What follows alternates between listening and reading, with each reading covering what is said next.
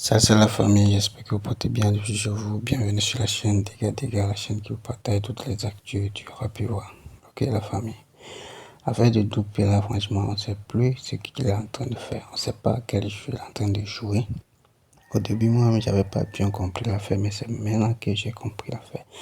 En fait, Doupé a un feat avec Imra, et puis Doupé a un feat avec DTB et autres aussi. Donc, ce vendredi, les deux feats vont sortir au fait. C'est-à-dire que Imra va faire sortir un feat où il a fait avec Doupé. Et DTB aussi, quoi. Vous voyez un peu ce que ça va causer. Avec d'autres commentaires là, mais je vous laisse regarder quelques-unes de ces vidéos. On se capte en commentaire. Et juste après cela, comme d'hab, vous savez, vous likez, vous partagez. Et puis, pour vous abonner aussi si ce n'est pas encore fait. Et également, nous allons tous ensemble soutenir l'autre compte qui est souvent relié à notre compte principal, c'est-à-dire le compte de collaborateurs en ensemble. Moi, je ne pense pas que si Imra ou JDB savait que Doupé avait participé à un projet comme ça, il allait le prendre dans son projet. Non, non, si. Donc, je ne pense pas. Parce que bon, les deux projets sortent vendredi. Ouais. Non, mais avant ces deux projets-là, Doupé a déjà collaboré avec Imra.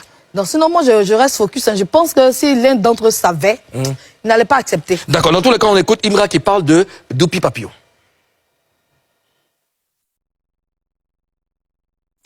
Aujourd'hui, c'est la journée internationale Doupé Papillon. Doupé, ça me dit c'est quel piment qui brûle entre les deux piments là. Ça me dit c'est pour qui brûle. Alors, comment vous comprenez le message de Imra Doupé Papillon, Karina? Imra en fait, ça c'est un gros coup de communication. Hein.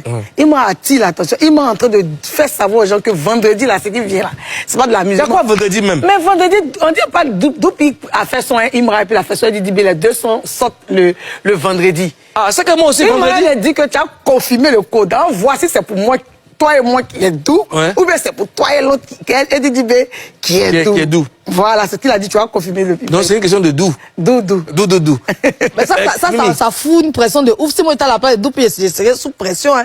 Moi j'ai vu des commentaires sur les réseaux, les gens appelaient Doupé le follow du rap ivoire, parce que lui il n'a pas de camp, il est au milieu. Bon, lui c'est la Suisse. C'est un coup de choses de communication. Alors est-ce que Doupé va pas être la cible d'un camp ou de l'autre en fonction de la qualité des deux projets, Karina? Non, il a toujours été la cible de toute façon. Même si le projet sort, il va être la cible. Mais il a toujours été la cible avant le projet là. Moi, j'ai vu beaucoup de commentaires. À chaque fois que Doupé fait une vidéo sur le son de Imra, les fans de DDB viennent dire, oh, toi, Doupé, là, excusez-moi du mot, tu es un lâche. Parce que ça, j'ai vu ça beaucoup. Après encore, comment il s'appelle? Doupé, DDB faire sortir un projet, il veut soutenir, il va aussi faire une vidéo sur les chansons. Il est toujours insulté. Mais il maintient sa position d'être neutre. Voilà, il veut juste faire comprendre aux gens que lui n'a pas de camp, il aime Imra, il aime DDB comme il aime tout le monde. Ouais. Mimi? Ah, Doupé, tu as intérêt à ce que les deux sons qui sortent vendredi, là, parce que là, si on savait écouter que tu n'as pas bien déjà foulé sur l'autre, ils vont dire que tu as fait exprès. Ouais. Là, ils vont dire que non, c'est que toi, tu aimes l'autre que l'autre. Ça va te créer des problèmes. Même s'il a déjà foulé, là, ils vont faire. J'espère que de toute façon, tu as donné ton cœur à l'autre, tu as donné ton cœur à l'autre là-bas. Vendredi, on t'attend, oh. C'est quel signe vendredi là? Vendredi là. Vendredi ça, nous tous au Carrefour, nous tous, ça dit que... Non mais je connais Doupé, il est très talentueux. Doupé c'est pas l'artiste chanteur en tant que tel, genre le gars qui chante. C'est un acteur du coupé décalé qui a les trucs... Ouais, il ne parlait pas d'eux, hein. Non, je dis à Mimi que il va faire tout ce qui, en tout cas pour ma part. Avant ça, il a déjà chanté Imra. Il a déjà chanté Imra. Toi, tu n'as rien prévu vendredi? Vendredi, il n'a rien prévu. Il a prévu de m'asseoir pour voir ce qui va se passer. Pour regarder. Tu dis que Doupé avait collaboré avec DDB, je pense. Avec Imra. Avec Imra. Avec Imra? Oui. D'accord. Tu parlais d'un son, on parlait d'un son en off, c'était un son que tu voulais voir. Oui, j'aimais beaucoup ça là. Ouais. C'est qui passe là? On peut écouter un peu? Est-ce que tu peux monter le son s'il te plaît?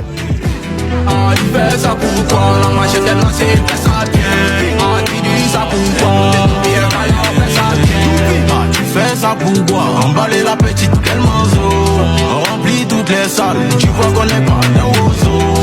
Parlez maintenant. Ils vont parler maintenant. Ils sont bons gars. Parler dans le vent. Parler dans le vent. C'est comment manger toi. C'est comment t'engager toi. Ah, c'est chic, hein?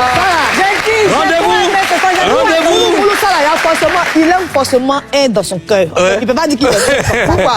Ouais, j'allais te demander, est-ce que vous pensez, bon, est-ce que Dupi Papillon, il aime les deux au même niveau? Karina? Non, ici, il n'est pas question d'amour. C'est qu'est-ce que je pense qu'il les admire bien, il les respecte. Et lui, il veut. Il se sent bien quand il collabore avec lui. Je dis dans la vie, pas de problème avec eux. Forcé. Il y a quelqu'un dans ton cœur que tu aimes. Tu ne veux pas dire que tu les aimes les deux comme ça au même pied. C'est impossible. Lui seul dans son cœur, il sait. Bon, d'accord. Je pense qu'il aime quelqu'un qui... Je ne sais pas. Le seul le sait. On va s'écouter un peu de Dupi Papillon avec Didi B. Allez, c'est parti.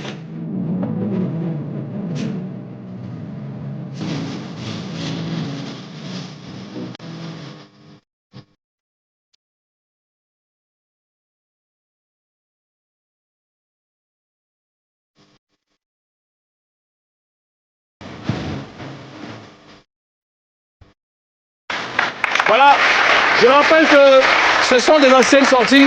Hein, ce sont des anciennes sorties. Oui. On attend vendredi pour voir ce qui va se passer. Tu es un fan d'une fois, partage, republie cette vidéo-là. Partage, republie cette vidéo-là car elle est très importante. Voilà, c'est parti. Le chef vient de mettre ça sur sa page. C'est parti. Zénith, 28 janvier 2026. Le Big Akafoa Kaket d'Ashiba. Paris, deuxième round. Inscrivez-vous pour accéder à la billetterie avant tout le monde. Donc les gars, partagez, republiez cette vidéo-là. Là, un autre fan d'une fois qui est en Europe, qui est en France, il va aller s'inscrire en même temps. Parce qu'ils vont faire ouverture des billets. Il n'a qu'à commencer à s'inscrire. Là, il va accéder à l'ouverture des billets. Là, dès qu'on ouvre en même temps, moi, je me suis inscrit. Moi, j'ai mis mon mail, je me suis inscrit. Moi, j'attends maintenant. Les gars vont confirmer. Dès qu'ils ouvrent l'ouverture des billets, ils prennent mon billet. Voilà. Paye, les gars. Il vous dit en même temps, les billets vont aller vite. Hein. Ça va aller très très vite. Les gens vont prendre les billets, vont commander les billets vite fait. Donc là, dès maintenant, inscrivez-vous en même temps. Allez-y vous inscrire. Cliquez sur le lien là. Allez-y sur le compte du CHT. Le lien là-bas. Cliquez sur le lien. Allez-y vous inscrire. En ensemble. Ciao, ciao les gars. Une fois Big Akafoa ça chauffe pas, le 28 janvier, Imra se produira au Zénith de Paris. Il sera le premier rappeur ivoirien à se produire au Zénith de Paris. Et ça félicité, ça encouragé parce que il y a plusieurs personnes qui essaient de faire le Zénith de Paris, mais après qui ont annulé. Je ne pense pas que ça sera le cas d'Imra parce qu'on a connu KS Blonde qui a essayé de faire le Zénith de Paris, il a annulé. Il y a Didi B aussi qui essaie de faire le Zénith de Paris, il a annulé. Je crois qu'il y a Kérosène qui essaie de faire le Zénith de Paris, qui a été annulé. Mais cette fois-ci, Imra, il fera le Zénith de Paris parce que c'est le gars qui a une très bonne fanbase et il a brûlé aucune étape. La dernière fois, il a fait le cabaret sauvage et maintenant, il essaie de faire le Zénith de Paris qui est jusqu'à 6000 places. Les gars, ce que je vais dire, ça ne tient qu'à moi. Je pense que faire un Zénith de Paris en France, c'est plus grand que faire un stade en Côte d'Ivoire. Ouais, parce qu'on connaît en Côte d'Ivoire, il y a beaucoup de sponsors, il y a les parrains, il y a les ministres, il y a les gens qui font des dons, des 1000 tickets, il y a la magouille, les gens rentrent comme ils veulent. Parce que si ce n'était pas le cas, après avoir fait 3 stades, il s'appelle Don Stade, après avoir fait 3 stades en Côte d'Ivoire, ça aurait été facile pour lui de faire un Zénith de Paris en France. Mais en France, les choses ne fonctionnent pas comme ça. En France, c'est du colo-colo. Tu as vu, le concert est prévu pour un jeudi. Un jeudi, les gens vont travailler le vendredi. Et les Ivoiriens ne sont pas tous à Paris. Les gens qui sont à Bordeaux, à Lyon, donc ils doivent faire le déplacement pour réunir 6000 personnes. Les gars, c'est un challenge. Raison pour laquelle beaucoup essaient et ils annulent après. Mais je suis sûr qu'avec le CHT, ça sera une fois parce que c'est un concept de vie. Lui, son concept, c'est une fois, tout le monde le sait. Donc, le Zénith de Paris, ça a été annoncé, ça sera fait et ça sera une réussite. On partage la vidéo. Apparemment, la famille, cette vidéo va être un peu longue, donc prenez le temps de regarder jusqu'à la fin. On regarde cette vidéo et on revient. On regarde ensemble, famille. Vous savez, les artistes de Côte d'Ivoire en termes de talent, ils n'ont rien à envier aux autres artistes dans le monde. Les artistes ivoiriens sont talentueux, leurs problèmes ne sont pas structurés. Leurs problèmes, c'est une vision qui est limitée. Et leurs problèmes, ils ne sont pas informés et ils ne sont pas formés. Ils n'ont pas une équipe qualifiée autour d'eux pour pouvoir booster leur carrière. Quand on voit des artistes tels que Davido, Burna Boy, Ashaki, Fally Ipupa, qui font le tour du monde, des prestations dans des stades qui sont pleins, qui ont des cachets qui sont exorbitants, qui réussissent aujourd'hui à vivre de leur art. Ils vivent dans une dimension de star, dans des belles voitures, dans de grandes maisons. Ils sont dans les meilleurs moments qui se déroulent dans le monde avec des institutions, tout ça. Les artistes ivoiriens se disent, après ce sera notre tour aussi. Une chose est d'avoir des ambitions, une autre, c'est d'avoir les moyens de ses propres ambitions. Apparemment, vous avez entendu, non? Vous vous souvenez de ce monsieur qui était sorti à un moment donné, qui a dit, qui a eu à dire des paroles un peu en parabole à l'égard de Imra sous prétexte qu'il va un peu vite. Voilà, son succès n'était pas simple. C'est rentré ici, c'est sorti ici. Au fait, quand il s'agit des artistes des autres pays là, c'est-à-dire ceux que tu as cités leur nom là, Burna Boy, Fally Ipupa, Davido, pour eux là, c'est parce qu'ils sont structurés. C'est parce qu'ils ont le talent, hormis le talent, ils sont structurés. Ils voient un peu. Quand c'est chez les autres, ils sont talentueux, ils sont structurés. Quand c'est chez toi à la maison là, tu dis c'est parce que le gars il a fait Zamou. Son succès n'est pas simple. Au fait, quand tu es sur les réseaux sociaux là, il faut être cohérent. Sinon un jour, la va t'attraper. Mais tu reconnais, tu as dit dans ta vidéo que les artistes ivoiriens n'ont rien envié à ces artistes là. En termes de talent, mais juste qu'ils ne sont pas structurés. Maintenant, Imra qui a eu son succès là, au lieu d'analyser dans ta première vidéo pour dire c'est parce que le petit il est structuré, il a la vision et il a les moyens de sa vision. Toi tu dis non, c'est-à-dire que Ivoirien. Les Outras, vous vous souvenez de ce monsieur là? Vous vous souvenez de ce monsieur là? Aujourd'hui c'est lui qui dit ça. Les Davido là, ça c'est simple, ils sont structurés, c'est normal.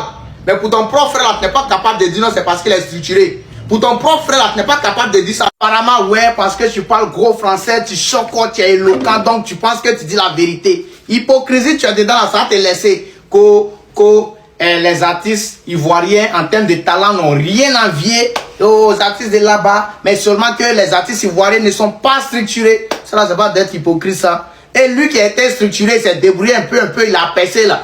Vous dites que pour lui là, c'est Zamou. Vous dites que pour lui là, c'est Zamou. Pourquoi vous n'avez pas pu analyser dans le passé pour savoir que c'est parce que le gars il était structuré qu'il a percé? Il a le talent. S'il perce là, c'est parce qu'il est structuré. S'il fait de grandes choses là, c'est parce qu'il est structuré. Il va étape par étape. Mais comme c'est lui c'est l'un de vos frères là. Vous n'êtes pas capable de dire que c'est parce qu'il est structuré. Maintenant, ceux que tu as cité leur nom dans tes vidéos là, pour toi ce sont des modèles, ce sont des exemples. Pour eux là, c'est naturel. Ils sont talentueux et puis ils sont structurés. Ça là, c'est hypocrisie. On appelle ça c'est hypocrisie.